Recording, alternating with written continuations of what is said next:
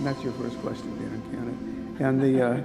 And the second piece, which I strongly recommend, I can't read my own handwriting. Can any of my graduate students relate to that?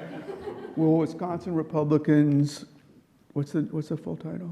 Well, actually, the print title was called The Takeover. Oh, The Takeover, that's right. Okay, and it's a terrific piece on Wisconsin politics. Dan Schaefer, next is the, are you the publisher of the Recombobulation Era, the author? Publisher, writer, guy, writer. Stapler of the newsletter? No, no newsletters anymore. But Dan is also one of the most astute, in my opinion, observers of Wisconsin politics. I strongly suggest that you check out his Recombobulation Area. He did, was it 15 takes on the election? Was that the title? That was a fabulous, just a truly fabulous summary of the state of the election, and I recommend it to everyone who wants to get a good overview of that. And finally, but not least, Toya Washington, who, God, have you been there since 2002? Is that 20 years. WISN? God, we're both getting old. I started when I was 12. So. Yeah. Toya Washington is an anchor of the award-winning WISN Channel 12 news team. Co-anchor the 5 p.m. newscast right now. Has co-anchored the top-rated 6 p.m. cast. She's reported on presidential campaigns. She's been observing Wisconsin and national politics for, well, 20 years at least. And not last but not least, is a graduate of our program, and we're extraordinarily proud of her. Also a longtime member of the Board of Visitors. So thank you all for being here. So now let's get to it.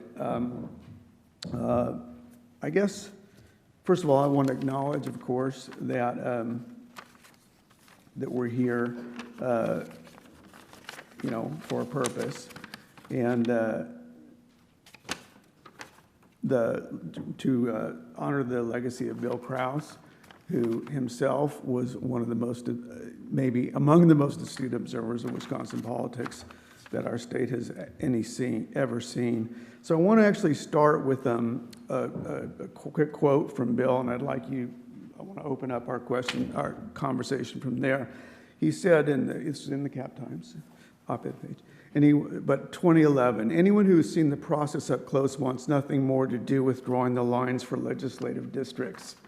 All turf battles bring out the worst in our political system, and redistricting is a virtual golf course, and that's only half of it. When the opportunity to get a 10-year advantage rears its ugly head, really bad things happen. Now that was 2011. So I'd like us to look back on the 10-year history, 10-plus year history of gerrymandering in Wisconsin. And I think one of the biggest questions in both in Wisconsin politics and in covering Wisconsin politics is, and I can't but put it bluntly and simply, will this gerrymander likely ever be undone? And if it isn't, what do you see the implications? If it is, how? Please tell me. If it is, how might it be undone? And if it isn't, at least not in the near future, what are the implications of this continuing gerrymandering for civil life in Wisconsin? Anybody want to pick that up? Sure. I will get it started, I guess, by saying it's really hard to envision how it happens. There's obviously been a number of legal challenges, and the courts have not had the answer. I think one thing about Wisconsin that is somewhat unique is that we don't, like other states, have a direct ballot initiative option. So, when you look at some other states that have been able to change the redistricting process, or are in the attempts to do that, we know that it's a very popular thing. We know that it's something that voters want pretty overwhelmingly, but voters don't have a mechanism by which to accomplish that. So, yeah, when you're in power, you don't want to give up that power. That's not a partisan thing.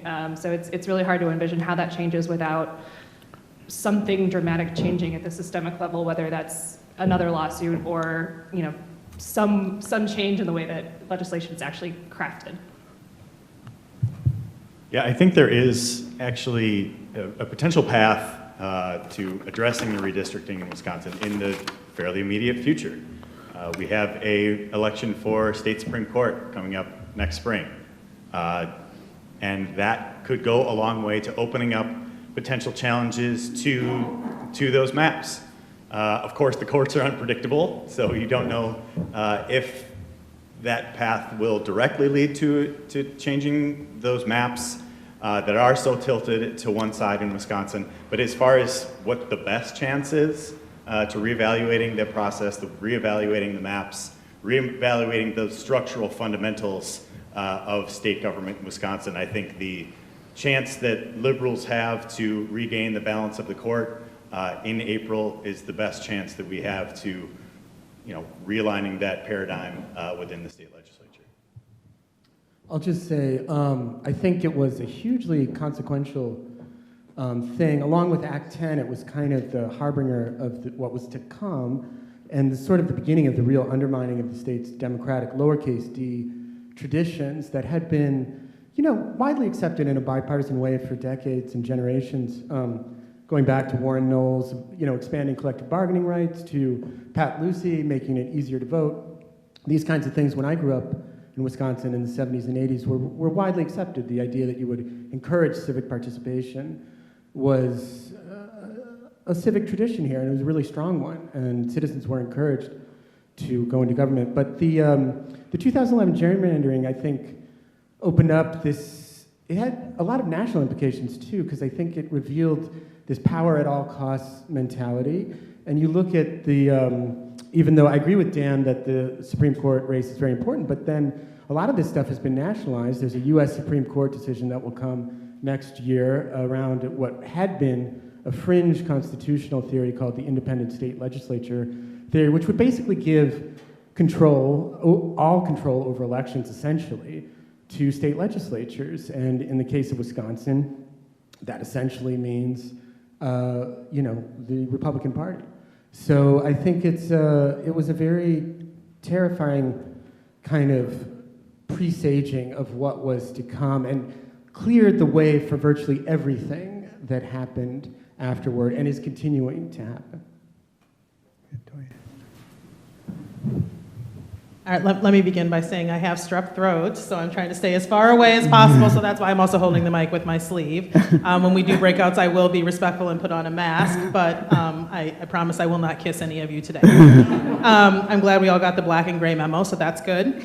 And I feel highly unqualified to be sitting at this table because there's a brilliant insight there. And just from my perspective and from where I come from, I think that, and I live in Lake Country in Waukesha County, and really have observed over the years, separate from my role as someone who's on air, the underswell and the growing amount of people who are fully understanding the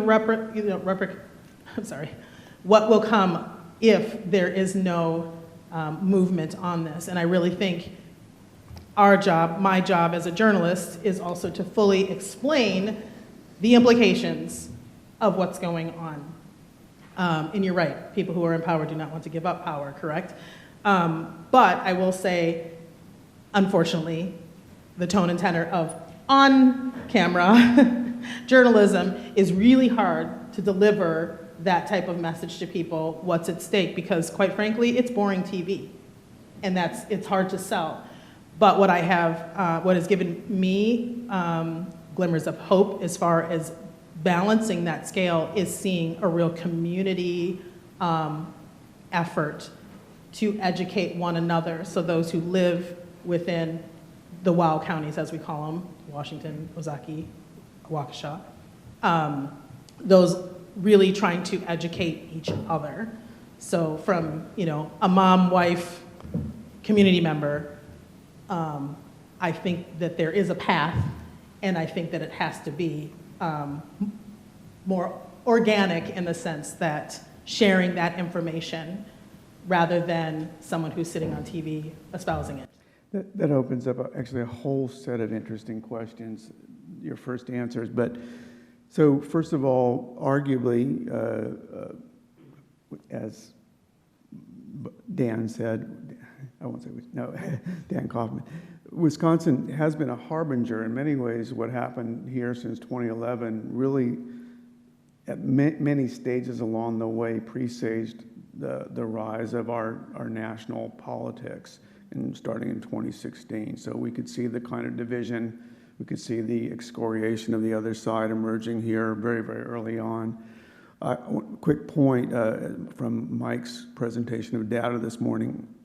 Mike and Devon, by the way, don't ever let me near the numbers. That's one of our rules. I think it was even among Republicans, there was 60% reports, just north of 60% support for a bipartisan, or nonpartisan, I should say, redistricting commission. So I want to just point out the dilemma here. And this reinforces what you just said, Toya, even Republicans who benefit, and I say even only because there's partisan benefit from the gerrymander, recognize that this is not good for civil society. I think that's a hopeful sign, but of course, what are the mechanisms, if any, but the Supreme Court for actually undoing that? And yeah. Yeah, I think, one of the things within that, talking about the redistricting process that came into focus over these last 2 years, we had, I think it was October 2021, when Robin Voss and Devin LeMahieu introduced their maps, and there was a long public hearing at the Capitol that day. And there were many people, like you said, of all political persuasions, showing up that day, voicing their support for nonpartisan redistricting, being opposed to these maps. And there was about a 9-hour public hearing, and the number of people who spoke in support of the maps that the Republicans were introducing was 0. So there was no political support, visible political support, nobody willing to stand up and say these are good and fair maps. But because Republicans hold so many of the levers of power in Wisconsin, those are the maps that we end up with. And those maps are even more gerrymandered than the maps that were considered the nation's most gerrymandered state legislative maps for the past decade. If I could just add one thing to what Dan said, it's also, going back to 2011, one of the things that was really noticeable about it, it was done in secret at this law office across the street from the state capitol, and all the legislators that signed onto it were given non-disclosure agreements, and they had to sign them. And I think that really told a larger story about one of the things that, again, one of these bipartisan or nonpartisan traditions of Wisconsin civic life was openness, open government, and there was no input from any member of the public when this happened. And I think that the method of it did reveal a lot about what was to come beyond just the gerrymandering, but it was like, essentially a power grab, and it was successful because they had the votes, and there was no compunction about doing it. I mean, they saw their chance and they went for the most extreme version. They were given several various maps, and they decided on the most extreme version of, to maintain control. And in fact, there's a funny anecdote that a guy named Fred Kessler, a wonderful state rep, told me. He said, he got on the floor and he said, I predict with these maps, the Democrats will never get more than 40 seats. And then in some emails that were revealed later through an open records request, one of the mapping experts told one of the Republican aides, Kessler's wrong, they'll only get 39. So they really did have it down to a science. And that's, in fact, the guy was right. They never got more than 39 seats. So. I want to come back to a point that Toya made a few minutes ago. But first I want to ask Jesse a question that's related to it, which is, you're the most day in, day out direct observer of our legislature on this panel. We laugh because we love. How does the legislature, or maybe I should reframe that, can the legislature function under these conditions? I mean, essentially, has the legislative process effectively come to a halt as a bipartisan process in the state of Wisconsin? I think there are layers to that. You know, anytime you ask people who are in a position to sign bills, whether it was Scott Walker or Tony Evers as governor, they'll point out to you that a large percentage of the bills that they do end up signing are bipartisan. The thing is, most of those bills are bills that you're not paying attention to. They're small tweaks to things that maybe a local government needs. They're not the things that make the headlines or make the good TV that are controversial and spark big fights and we're all talking about. So can it function? Sure. Can it function well? No, not really. There's no incentive for compromise or you know, for cooperation, really. I think we have yet to see how that's going to play out now. I mean, over the last 4 years, certainly the objective for Republicans in the legislature was to keep Tony Evers from getting a win, to keep him from getting reelected.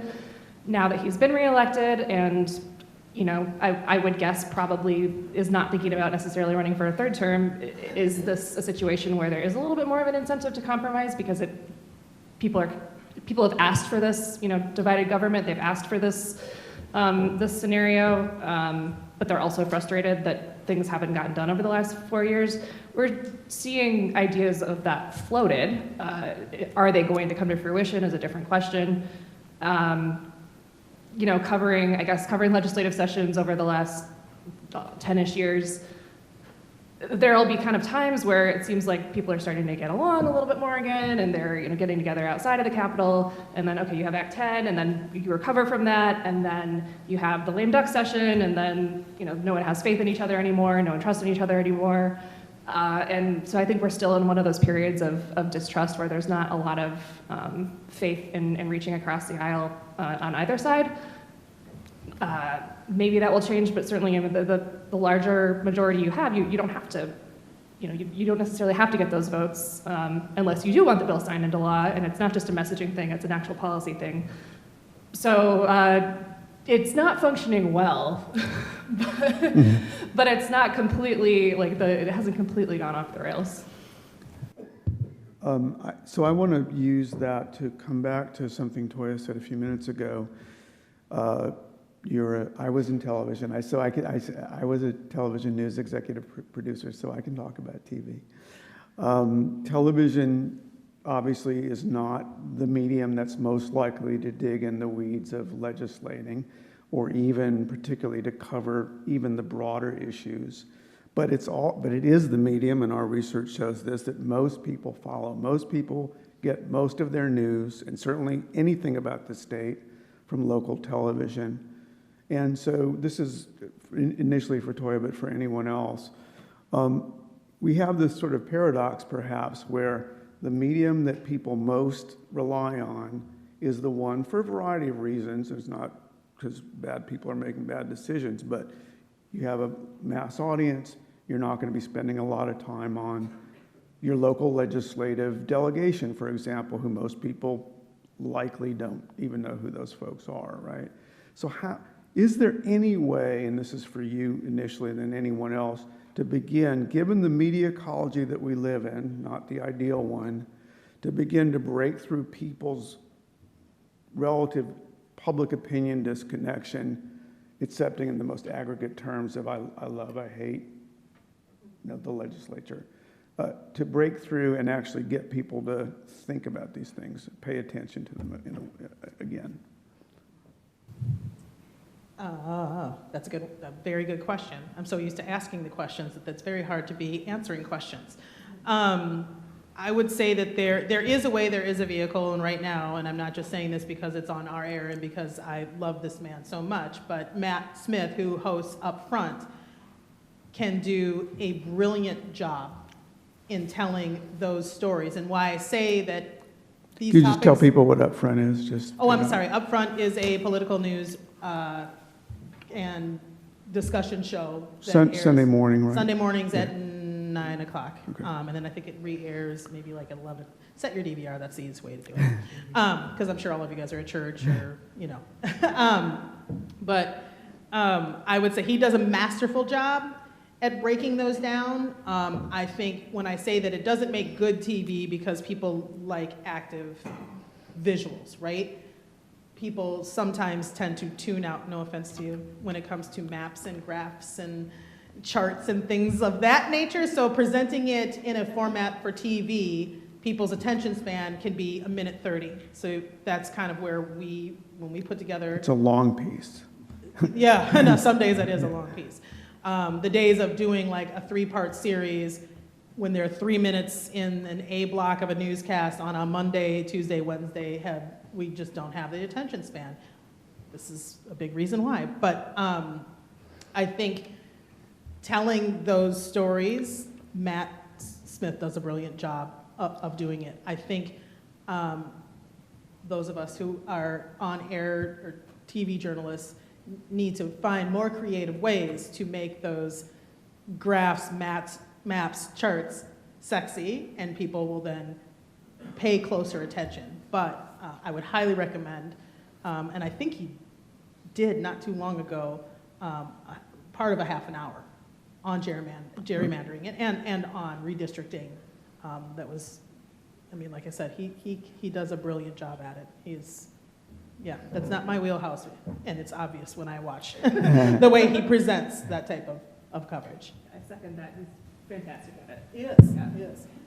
So what, thinking about, solutions, not that there's any solution per se, but what would, Dan, obviously Dan Schaefer, in your way, you are in a very, in a more direct, social media directed way, trying to tackle these issues. Are you finding that you're connecting with audiences that move outside the circle of folks who are hyper interested in these things?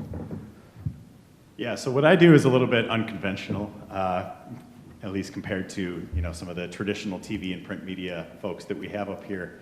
But I have I've been writing this weekly column for about 3 years now. I get a ton of attention on stuff that is about redistricting and about those different things. One of the exercises that I went through in 2020, and again this year, was I previewed every race on the map in the Wisconsin State Legislature. So the Recombobulation Area is the only publication crazy enough to write about all 116 races on the ballot across the state. And in going through that process, you really get an understanding of how important these maps are, how they are the skeleton key for the Republicans to retain power even as they lose statewide elections, and how it really stifles the type of civic debate that we're celebrating here at this conference. As I went through previewing that series in the State Assembly, there were, of the 99 races, there were really only about 10 that were truly competitive. So the Republicans had drawn the maps so that there were at least 35 safe Republican seats, about 20 safe Democratic seats. Most of them had strong favorites, but there was really only kind of 5 to 10 in the middle that had competition for voters, and really trying to move to the center and find those common grounds and win over those independent voters that matter so much in Wisconsin elections. So I think the way that has resulted in a lot of ways, in the way that state government operates, has been really difficult as well. And I think one statistic that I often point to with this from the most recent legislative session is that of the bills introduced by Democrats, obviously Republicans hold the majority, but of the bills introduced by Democrats, less than 2% of them even got a public hearing, which I think is just runs counter to the way that state government and politics in general should work. And you've written about that specifically, and I'm guessing that even I, who follows your blog, I didn't know that. So I mean, it speaks to the sort of information deficits that people have about the state legislature. Dan, sorry. I was just going to say, I'm lucky to write for a magazine where you do get a bit more space, and one thing that you can do that's really interesting, and in terms of covering Wisconsin, kind of feeds into the history that I'm very fascinated with. The state has always been encouraged kind of active citizenship, going back to Bob La Follette. And so for me, I found some incredible, really enjoyed following these sort of citizen-driven activists, I guess you'd call them. People like Lori Compass, who challenged Scott Fitzgerald in 2011. She was just a wedding photographer.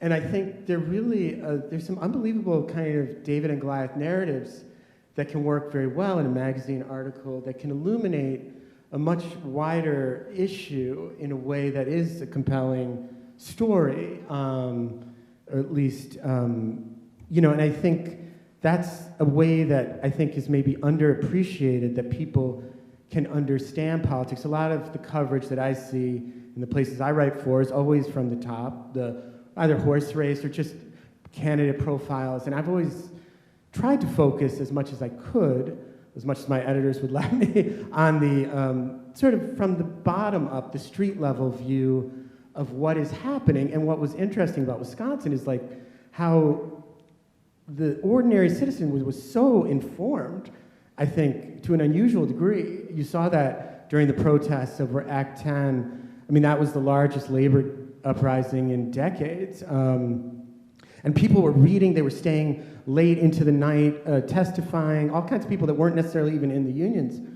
And I think there's that tradition made for very good journalistic opportunities for me, especially in terms of longer magazine-style piece.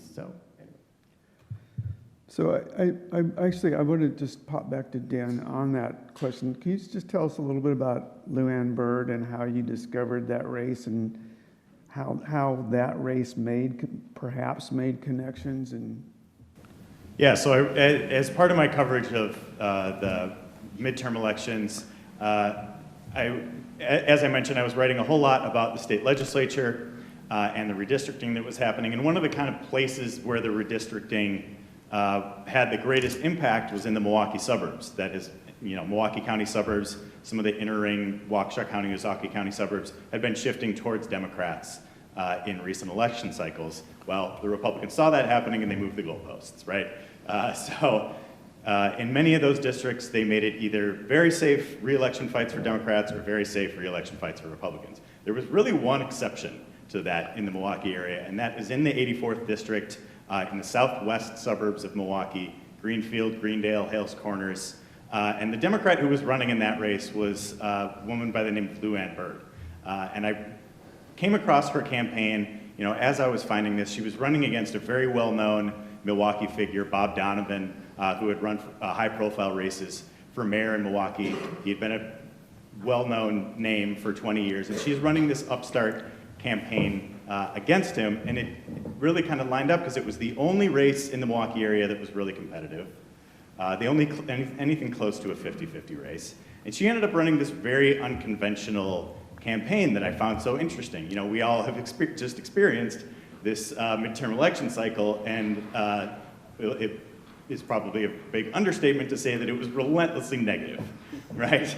But Luann Byrd did not want to go into that type of negative campaigning that had dominated our politics. Her campaign theme was choose civility. She did all these events with local musicians. She talked about hope. She was very authentic. She talked about wanting to change a broken system. The quote that really stood out from her when I interviewed her is that she said, "I'm not running to beat something, I'm running to change something." So I think that campaign for me really resonated at a time where we had so many negative messages. And she was in this unique district trying to break through with an unconventional campaign message, which I thought was just a really fascinating. So if you want to check it out, the piece is called Bird on a Wire at the Recombobulation area. She did not win, unfortunately. She outran the numbers, the math for her district.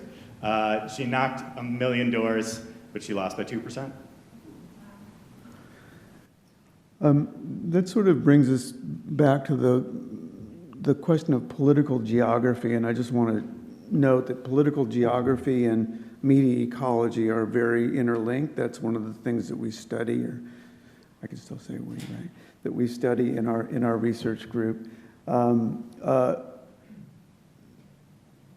of the hardest questions, again, is how do you get folks in Milwaukee to understand, for example, that they're actually being underrepresented by certain maps? How do you get folks in Tosa, where there's actually, other than I'm sorry, not Tosa, in Greenfield, where there's no media coverage, right, of that race. Even in the I mean, possibly episodic in the Journal Sentinel, the paper of record in Milwaukee. So my point here is that there are gaps in the media ecology between the high level and excellent coverage that people on this panel do and the last mile, as it were, which is really television for most people, or newspapers to some extent. So how do we begin to plug those gaps, I think is a major challenge. One of the things that's emerging in the state, and I'm sorry, one of our panelists this morning, it was Danny talked about how the Daily Show was one of the most popular shows among African Americans. In this state, comedy is a means for education. So we have an interesting experiment going on. A new radio network called Civic Media, which apropos to our conversation today, 6, soon to be 8 stations statewide. Kristen Breyer, former comedian, but also a super smart, educated woman, is the anchor of that network. Dan, just disclosure, subs for Kristen. Further disclosure, I advise the network. But it's a different approach to educating people about statewide affairs. Charlie Barron's, the Manitowoc Minute guy, for those of you who don't know his name, also a graduate of the SJMC, School of Journalism, has been doing a series of educative but hilarious videos on gerrymandering, for example. It may be that those are the forms that we need to begin to break through to people. And what does that say about the traditional media ecology that we all represent here? And this is not a gotcha question. It really is a what could be done to increase the salience that those younger folks are starting to find with a different medium and a different kind of audience. Yeah. I'll keep this brief. I think that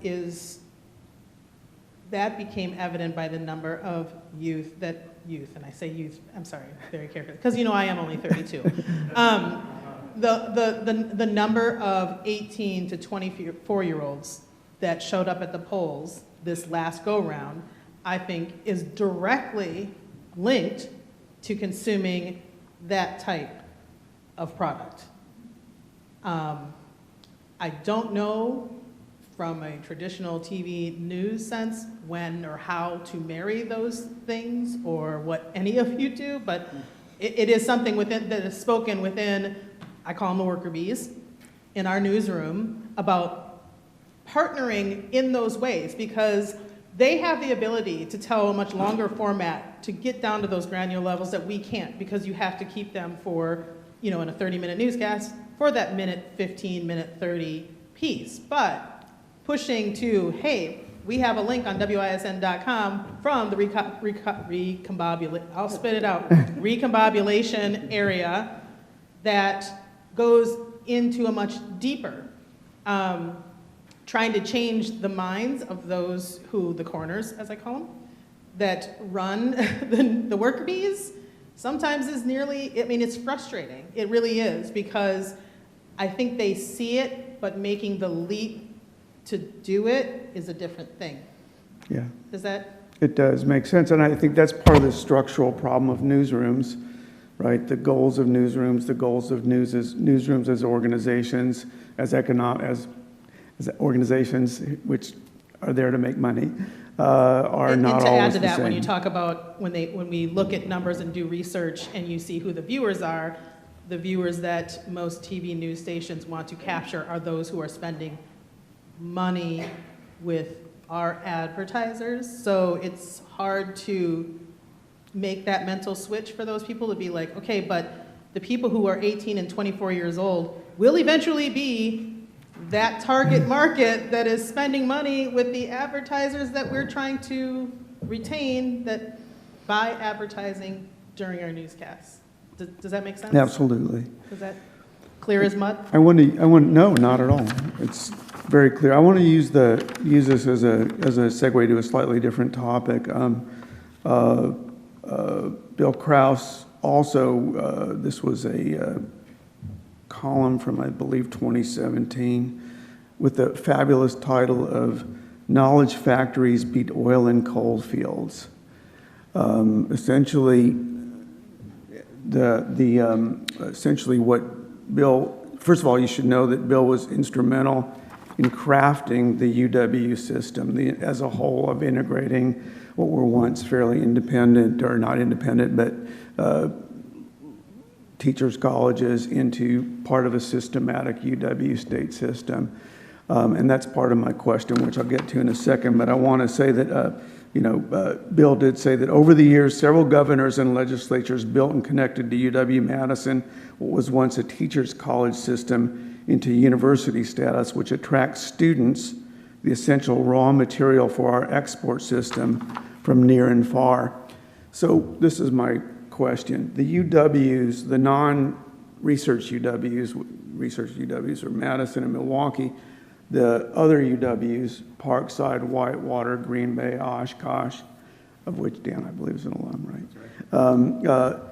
Are knowledge factories, and they're distributed throughout the state, right? They are in the Bow counties, and they are in the wet Platteville's in the 3rd District and so on.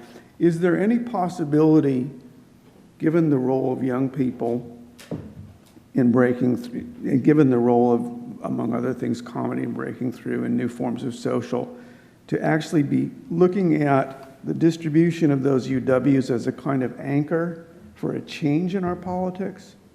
Does that possibly lay out a kind of framework within which politics, not just in Madison through its growth or the shift in the WOW counties, but also in the other parts of the state where people live and which elect most of our legislators, is there any possibility for change via those universities, reaching the young people at those universities? Well, I guess as a graduate a proud graduate of UW Oshkosh, I can answer that one. I think in one of the morning presentations from, I think, Danielle, I'm bad with names, but she was talking about how people are more reliant, are more trusting of individuals over institutions in media. And I think that is, for me as an independent journalist who has found most of his audience through Twitter, a little worried about that right now. But I have been able to see that, I had been a digital editor at Milwaukee Magazine or a reporter at the Milwaukee Business Journal.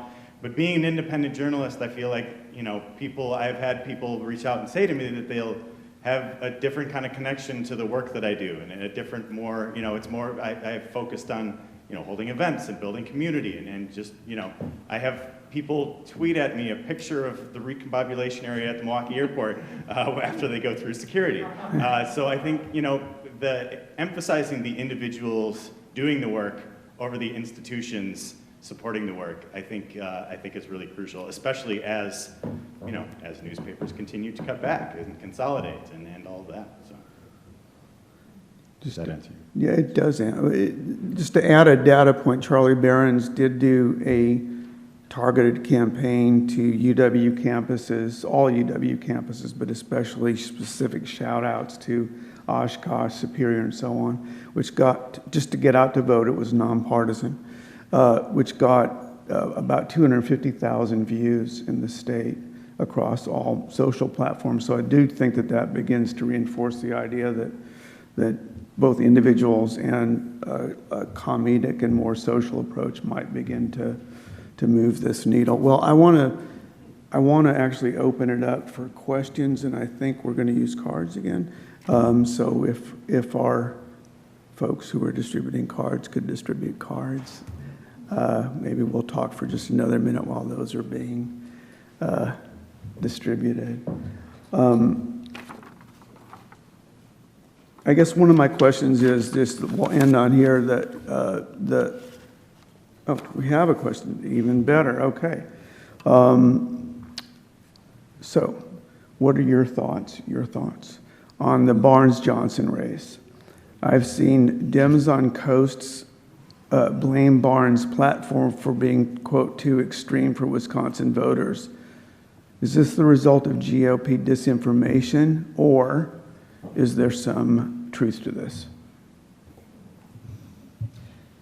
I was on a panel last night at Ripon College, and we spent a lot of time talking about this race. People had a lot of questions. I think, there are a few things that contributed to the way that turned out the way it did. I think Mandela Barnes did not benefit from having a relatively uncompetitive primary. He really didn't have to fight through that primary. He didn't have to respond to any attacks. No one wanted to go negative. And as a result, when he came through, I think that Democrats clearing the field for him was probably a pretty big mistake, and I will be interested in hearing, what the party and what candidates think down the road as they've had some time to reflect on that. But the result is he came through undefined and untested, and everyone's got an opinion on Ron Johnson at this point. Ron Johnson has defined himself, and whether you like him or not, you know about him and you know what his deal is. Mandela Barnes came through, even though he had name recognition, he was lieutenant governor, he came through relatively unknown, and there was no response at the ready for these attacks that Democrats knew were coming. They knew defund the police was going to come up. They knew abolish ICE was going to come up. They knew the links to what the so-called far left were going to come up. And there wasn't really an adequate response to most of it. I think also you obviously can't discount the factor of race. We all saw the ads mostly coming from outside groups, dark money groups, where candidates and people don't have to be held accountable necessarily for those messages that are coming through because they're not coming from a direct candidate. So that certainly didn't help, and it helped define him as the sort of an unknown at that point. But if you look at the way that opinion shifted on him and the way that independent voters shifted on him, it's a classic campaign problem where you don't get to define yourself. He didn't have the chance to define himself, and so Republicans got to do it for him. I'll just add, I wrote a piece about the race. I think that one of the key things that was maybe underappreciated, to tag on to what Jesse was saying, was there was a period of about 3 weeks in September where the DSCC, the National Dems, went dark. Essentially in Wisconsin, he was being outspent 7-1 with these, essentially racist ads, Willie Horton-style ads that were really damaging to his campaign and to defining him. And then when he did, finally, it did eventually reach a kind of parody, but it was kind of too little too late. I also thought the messaging moved around a lot from sort of a inclusive economic populism to then shifting to abortion to different issues that without necessarily staying on a thing. And although I think Johnson is quite well known, I do think that it's underappreciated, and Dan and I were talking about this last night, how extreme he is in terms of also the January 6th, his support for that, and he was going to hand Mike Pence a slate of fake electors from Wisconsin and Michigan, and I'm not sure there was a good enough job showing him as a threat to democracy, which clearly benefited Evers, and he has more of a role in protecting it than Johnson. But still, that extremism where you saw like Carrie Lake narrowly defeated and other people with similar views were defeated, and Johnson wasn't. And Johnson is a really interesting figure in that he has never strayed from an Ayn Rand libertarian economic view, but he's also been able to marry that with this Trumpian populism, which occasionally embraces some economic apostasies, like being against NAFTA. Johnson is a strong supporter of outsourcing jobs, and Mandela's campaign was focusing on that, but then kind of shifted away from it. So I think there was just not a super clear things. But I think with these close elections, like they're almost overdetermined. There could be, there's 6 things that could have made up a difference of 1 point, and all of them probably conspired to make that. Go ahead. Just to add one more thing, I think it is also really important to acknowledge just how close that race was. You know, it was 1%, it was 27,000 votes. I think the expectation going into election night that Johnson was going to win. He's going to win by, you know, somewhere between 3 and 7% maybe, which is in Wisconsin landslide territory. But you know, it just, like, for all the criticism that there has been of Barnes' strategy and whether he, you know, was able to go the distance to define Johnson as not just a Republican senator who you might disagree with on abortion and taxes, but a uniquely problematic Republican senator, they came so close. Like, it was the closest Senate race in Wisconsin in more than 100 years. So I think it is really important to acknowledge just how close they got to defeating a 2-term incumbent with an outside group that was spending tens of millions of dollars, that there was no Democratic equivalent. Mandela Barnes is a 35-year-old candidate running in a statewide race like this for the first time. And it was 27,000 votes. So I think there's plenty to pick over, plenty of good reasons to pick over the potential, you know, flaws with the Barnes campaign and whatever. But they did kind of outperform expectations at the end of the day, I think. You want to say anything? No, I'm going to jump in with the follow-up question, which speaks directly to this.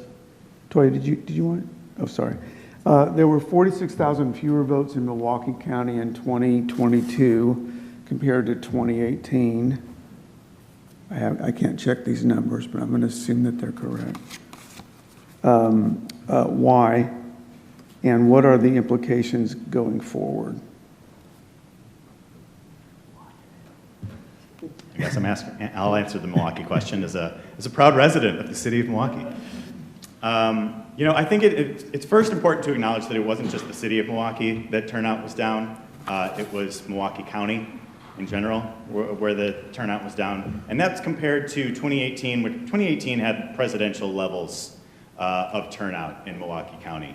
I think people in that election, not only kind of emboldened by the blue wave resistance after Trump, but also I think Milwaukee County voters had about had it, Scott Walker, at that point, so that was a real motivator for people to get to the polls. And I think you also have to consider the impact of voter suppression. You know, we talked so much over the past couple of years about things like banning drop boxes and other various tactics that Republican legislators had seeked out and implemented in various ways. And so it seems sometimes a little strange to sit there for years and saying, oh, they're trying to suppress turnout in Milwaukee. And then we get to the election and it's like, why was turnout down in Milwaukee? It's like, well, that was kind of the goal. So I think that's part of it too. Toya? I think to add to that, it was if it were to confuse, it succeeded. Because we've had a soundbite from one we didn't use weeks ago that talked about, like, she said something to the effect of, like, well, you throw up all these hurdles anyway, even if I take myself down and vote in person, how can I even trust that it's going to get that it's going to get counted? And I was like, that's disgusting. Like, that's all I could think was, like, that is so unfortunate that is where we are. Can't say it better than that. We're gonna have, I'm triaging questions, and there's a lot of great questions here. Here's one that actually shifting focus a bit. As someone with a few years of experience engaged in a rural Wisconsin community, there's a big demand for local news voices. How do we begin to shift resources from highly produced Super Bowl style coverage of state and national level elections and politics towards the daily coverage of local topics that people are more interested in and value more than flashy broad coverage or expensive political ads?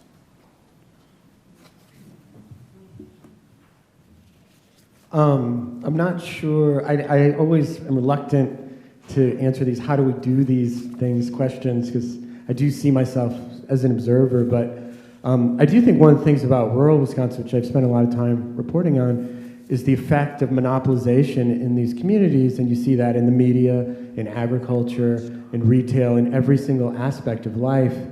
And that has really hurt local coverage. So I think maybe a solution is having more people like my colleague Dan here out in, in Dunn County and places like that. But I really don't know the answer beyond the United States in general needs to think about, and it was mentioned in the morning sessions, the effect of antitrust and not pursuing antitrust policy for the last, since 1981. And that has had a tremendous shaping of every aspect of American life that's really underappreciated, I think. And you see it really strongly in media, these mega mergers, the consolidation of so many, and the gutting of even big city newspapers like the Journal Sentinel. Gannett now owns how many papers, Dan, in the state? 11 in the state, and they go in. Their model is basically private equity driven, where they'll reduce as much as they possibly can the editorial staff, and so you get worse coverage. And I think again, maybe the only solution is a more active citizenry trying to compensate for it. Like what Dan is doing in Milwaukee. So. Yeah, the short answer is someone has to pay for it.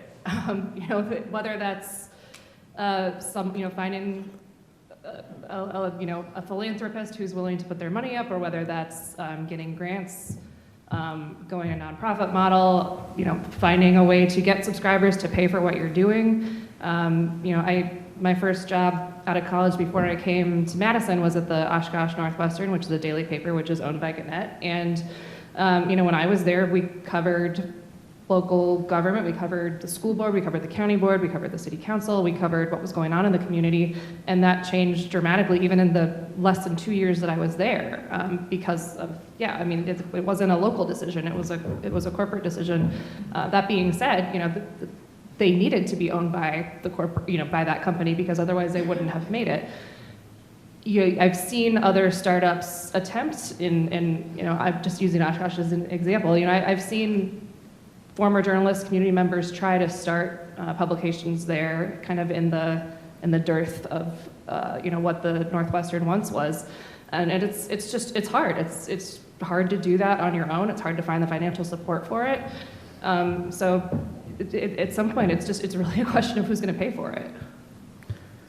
I think we're on to probably what's our last question, maybe two more.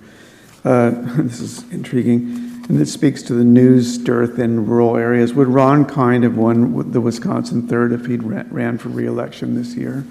And for those of you who don't know, Ron Kind was a 26-year, I believe, anyway, longstanding Democratic congressman from the western part of the state, which is predominantly rural farming area, but also has La Crosse and Eau Claire in it. Yeah. If you look at how close that race ended up being, this is another race where, much like the Senate race, people were expecting, Ron Johnson to come out far ahead. People had all but, decided that Derek Van Orden was going to have that locked up in a landslide, and he didn't. So I think there's a lot of questions now about what, the DCCC did or did not screw up by kind of deprioritizing that and taking their money out. So would that have been different with a Ron Kind, where it's someone that they're familiar with and has the record? Yeah, it very well might have been. Yeah, I think we just saw in this election 2 incumbents at the top of the ticket from different parties win, right? I think incumbency is a really important factor.